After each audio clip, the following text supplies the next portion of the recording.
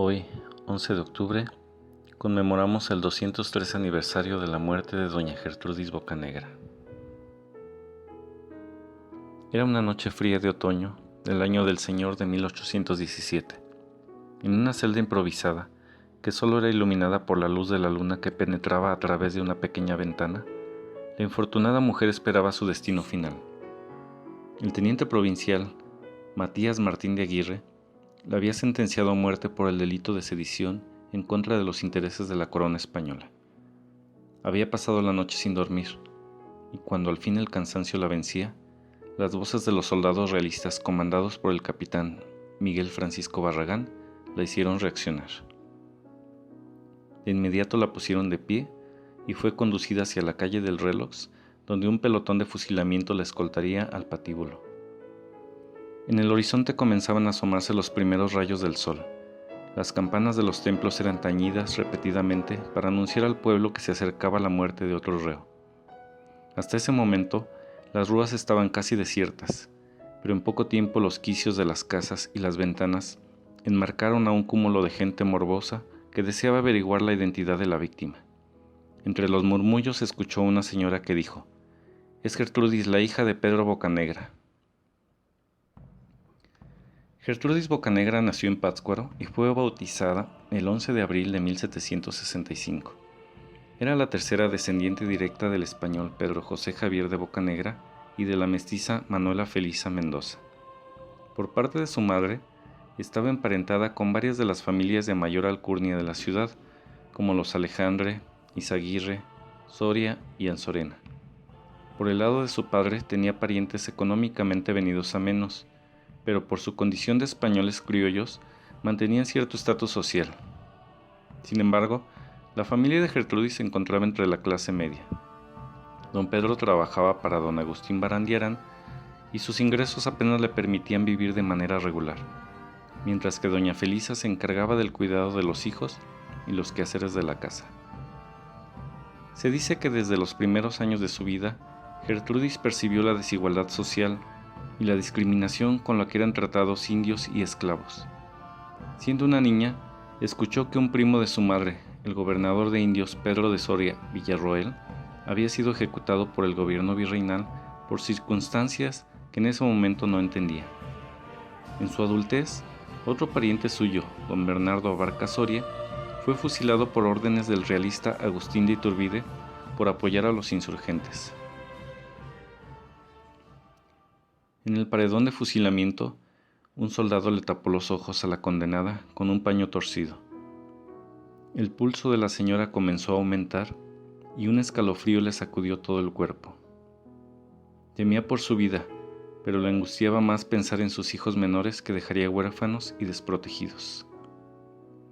Luego tomó un respiro profundo y pudo imaginar cómo sería la reunión con sus seres queridos del más allá: su esposo Pedro, su hijo Manuel, su madre Manuela. ¿Qué haría al verlos de nuevo? Seguramente les daría un abrazo interminable. Hacía más de 30 años que había conocido a Pedro Advíncula de la Vega o Lazo de la Vega, un soldado del regimiento de dragones de Pátzcuaro, de quien había quedado prendada. Siempre estuvo segura que sería él con quien deseaba pasar el resto de su vida. Sin embargo, los padres de ella se opusieron a esta relación y desde luego a su matrimonio. Juzgando el color de piel del pretendiente de su hija, don Pedro Javier Bocanegra inició un juicio de resistencia alegando la impureza de sangre de Advíncula.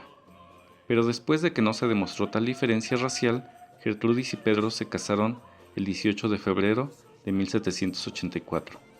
Como fruto de esta unión, nacieron 5 hijas y 2 hijos: María Hilaria de Jesús, José Manuel Nicolás, María Ignacia Lauriana, María Magdalena Faustina, María Juana y José Dolores. Poco después del grito de Dolores, su esposo y su hijo José Manuel se unieron al grupo de insurgentes que eran guiados por el cura Miguel Hidalgo, pero en la batalla de Puente de Calderón fueron heridos de muerte. Aunque la noticia fue devastadora para la señora Bocanegra, tenía la convicción de que la situación política, social y económica de la Nueva España debía cambiar, y que la única manera posible de un cambio era ocuparse en conseguir la independencia y quitarse el yugo de la corona española. Después de la muerte de Pedro y José Manuel, tanto Gertrudis como su hija Magdalena se comprometieron de manera profunda con la causa insurrecta.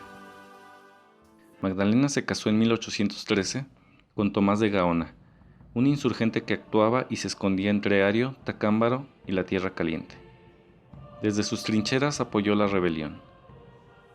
Gertrudis era informante de los grupos a los que pertenecía Manuel Muñiz, Víctor Rosales y Tomás Gaona, de los últimos que quedaban en Michoacán después de que Morelos fuera ejecutado. En su casa tenía reuniones secretas a las que invitaba a las personas afines con la causa sediciosa. Se dice que una de las maniobras temerarias que organizó la señora fue el secuestro de parque y armas de los realistas para sus propósitos, pero fue delatada por un antiguo sirviente, por lo que las tropas españolas la apresaron junto con sus hijas Ignacia y Juana. A las jóvenes pronto las dejaron en libertad, pero Gertrudis la presionaron y torturaron para que delatara a otros participantes de la guerrilla en la región. Esta mujer se negó siempre a dar información que pusiera en riesgo la seguridad y la vida de sus cómplices, incluyendo, desde luego, a su hija y a su yerno. Finalmente fue enjuiciada, encontrada culpable de traición y sentenciada a muerte. La mente de Gertrudis regresó al lugar del paredón, al escuchar el grito de «¡Preparen!». Su último pensamiento fue dedicado al Ser Supremo, iniciando una oración que salió desde el fondo de su corazón, como nunca antes lo había hecho, misma que fue interrumpida por el estruendoso cañón de los fusiles que atravesaron su ser ante la mirada de propios y ajenos. Bastaron unos segundos para que se disipara el humo de la pólvora y se pudiera apreciar claramente el cuerpo inerte y ensangrentado de la mujer.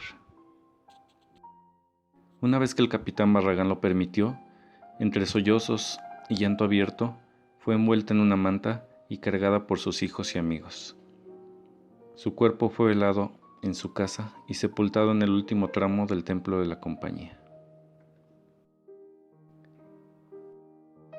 Una vez consumada la independencia e iniciada la reivindicación de algunos de los que murieron en aras de la libertad, las hijas y un yerno de la difunta solicitaron al coronel Matías Aguirre y a Luis Pinzón, general de brigada del ejército mexicano, así como al Ministerio de Guerra y Marina, constancia de que doña Gertrudis había sido fusilada por apoyar de manera patriótica la causa de independencia y que había dejado a varias hijas en la indigencia. No sería sino hasta 7 décadas más tarde que se empezaron a dar a conocer los primeros datos sobre la vida y obra de esta mujer, que después y hasta la fecha se siguen completando y se siguen cuestionando. De lo que no queda duda es del legado que dejó doña Gertrudis Bocanegra a las generaciones posteriores a la suya, al tener el coraje de rebelarse ante el gobierno virreinal y ofrecer su vida a cambio de mejores condiciones para hombres y mujeres nacidos en la Nueva España. Aunque no le tocó ver el fin de la guerra en favor de los libertadores, al igual que muchos de los líderes independentistas, su participación en la lucha no fue en vano.